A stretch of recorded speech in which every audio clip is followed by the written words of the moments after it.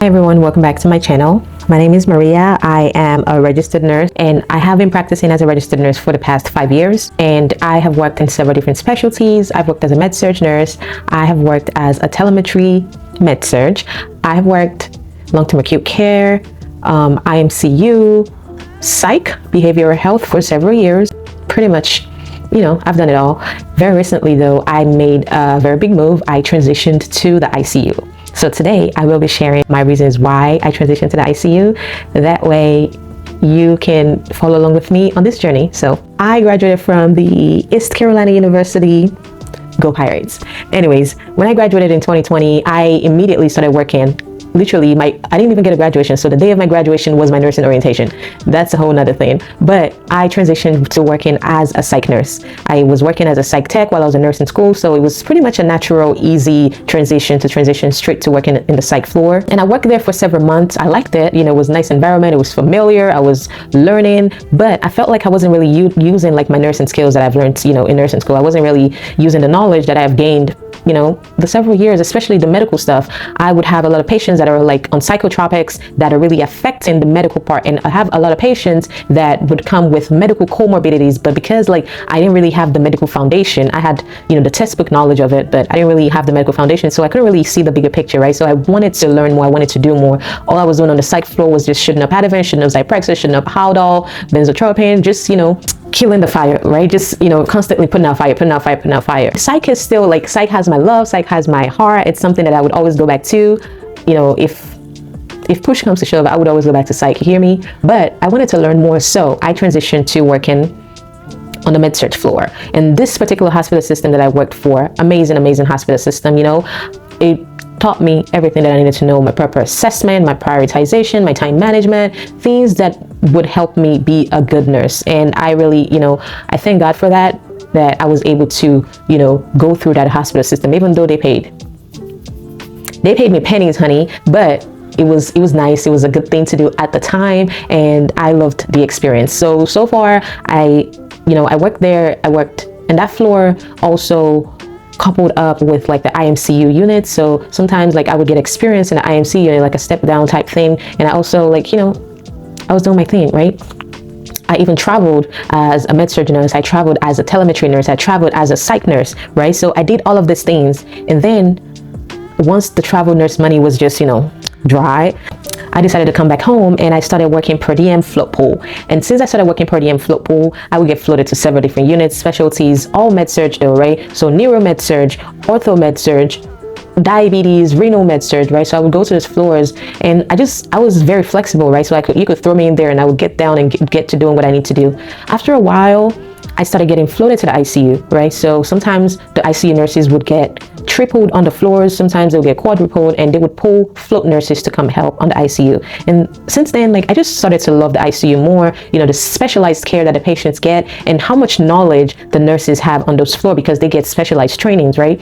And I just thought to myself, even sometimes when I would call a rapid on my patient on a Med-Surg floor, the ICU nurses would come, the ICU doctors, the hospitalists, everybody would come in the room. The nurses were doing more, they were pushing meds, they were bagging the patient, they were doing things. Even though as a nurse, I'm BLS, ACLS certified, I can push these meds, I can bag these patients, but I don't do it as often to be confident in doing it. But as an ICU nurse though, you do it pretty often, you do it all the time, right? So it's second nature to you. So I wanted to be that. I wanted to learn more. I wanted to be this person that had all this knowledge, black girl, smart black girl, I wanted to be her. So I decided to transition to the ICU. I didn't just want to call whenever my patient was deteriorating, just call a rapid, have them come down, tell them tell me what I need to do. I wanted to be that nurse. I wanted to be that nurse that was ICU, right? So I did that. I reapplied. I was very comfortable at my previous job, but I felt like I wasn't learning, right? I had reached this stage in Med-Surg nursing whereby I felt like I was the smartest person on the unit, right? And I did not like that because I know for sure I don't know it all, right? So I didn't want to be the smartest person in the room, because if you are in a room and you're the smartest person in that room, you're in the wrong room, child. So I decided I didn't want to be that anymore. So I transitioned to the ICU, and so far it's been very humbling. A lot of learning, a lot of relearning that I've had to do, and so far it's been good. No complaints. So far it's been good. you go from taking care of 4, 5, 6, sometimes 7 patients on the Med-Surg floor to working with sometimes 1-to-1 or 1-to-2, on rare occasions 1-to-3 in the ICU. And ICU is actually the soft life of nursing, I'm gonna tell you. And I'm not saying it's easy, it's far from easy. When I tell you, it is far from easy, but one thing for sure is you always have support. You always have people there. You always can pick the doctor's brain. You can be like, why are we doing this? What are we doing? What do we need to do? Like, can I do this? Can I do, like, you're always doing, right? But also you have the technology, you have all of the resources that you need to be able to do what you're doing. Like on the Med-Surg floor, like we're doing vital signs every 4 hours, and you can't even find a vital signs machine sometimes because it's stuck in another patient's room, right? And you're dragging the machine from one patient to another, 4, 5, 6 patients. You're pulling the machine. By the time you're done doing vital signs, you're literally tired, because one thing for sure about Med-Surg patients, you're not just doing vital signs. You're going in the room and now they need to pee. You're going in the room now they need to eat. You're going in the room now they need something, right? Which is fine, right? Patients need what they need. But the thing is, on the Med-Surg floor, it doesn't allow you to provide that specialized care, because like all you want to do is you're task oriented. You just want to do what you need to do. You need to pass meds. You need to feed a patient. You need to do your vitals, because all of a sudden your CNA want to go home, or you need to do your own finger stick. You need to cover your own blood sugar. Like, and those are the things that you do as a nurse, but to do it for 4, 5, 6 patients, that's a lot, and it doesn't give you the time to actually critically think, right? You're just doing what you need to do so you can do what you got to do and go home. But in the ICU, you have your 1-to-2 patients. I am having to relearn how to critically think, right? How to do my proper assessment, my head to toe assessment, because those things matter in the ICU. When you're on the floor, those things do not really matter. Like you're only worried about why the patient is here. You're here for respiratory distress. You're doing your special assessment, which is like your respiratory assessment. You listen to their heart, you listen to their lungs. Like those are things that you do for a patient that's here for respiratory distress, right? But in the ICU, you're doing your full head to toe assessment, because it don't matter why they're here. Things change so differently, right? They develop pressure injuries. You're doing your proper skin assessment. They develop pneumonia from ventilator associated pneumonia. You're doing your oral care every 4 hours or as often in PRN as needed. Like you're doing these things, but the thing is the resources to help you do that. And that's just something about the ICU. It's soft life nursing, but it's not easy work. So you're constantly assessing, you're managing drips, you're titrating drips, you're managing the ventilator, you're collaborating with the providers. Like those things, you do them on a daily basis in the ICU, right? It's not just about the skills, it's about vigilance. It's about learning to think like, what's changing about my patient? What's my patient's baseline? Why is this different from what I saw 2 hours ago, right? So you're constantly in there, and it's been fun, right? It's been fun learning these things and relearning and unlearning things as I have been progressing in the ICU. It pushes you to be better. It pushes you to want to grow. It pushes you to be a better nurse. So if I had to sum it up, these are the reasons why I transitioned from Med-Surg, from psych to the ICU. 1, growth. I wanted to elevate my clinical skills and my critical thinking skills. 2, challenge. I was just ready for something that scared me, but in a good way though. Something that pulled me out of my comfort zone, something that challenged me and want me to do better and be better. Another thing is the experience, right? So I am learning so much more in the ICU, and so far it's opened several different doors for people that I know. They can go back to school, they can go back to leadership, they can be a flight nurse, they can be a CRNA, they can be an acute care nurse practitioner. Like this experience would help you, open a lot more doors for you, right?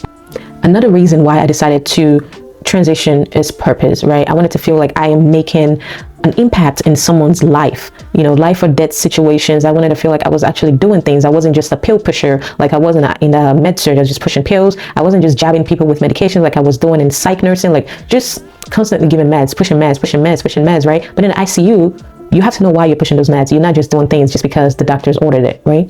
So I wanted a purpose, and I found that. So Med-Surg and psych nursing shaped me, right? But ICU is stretching me into places that I didn't even know I could stretch, right? I'm learning more. I'm coming back home from work and I am actually studying things. When I was in Med-Surg, I come back home and I'm so wasted. All I want to do is sleep, right? Because you're running around. Even in the ICU, you're constantly running around, but for a reason, right?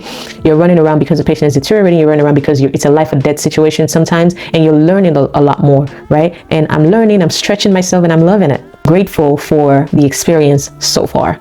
So this series will be, a series that I would call From Floor to the ICU, or From Med-Surg with Love. Like I am coming from Med-Surg with love to the ICU, and it's just going to be my series that would tell you my experience so far in the ICU, why you should be an ICU nurse, because I'm telling everybody to go to the ICU now. Like I don't care what you want to be. Start in the ICU, start higher, and then come back, come lower if you want to, but start right there.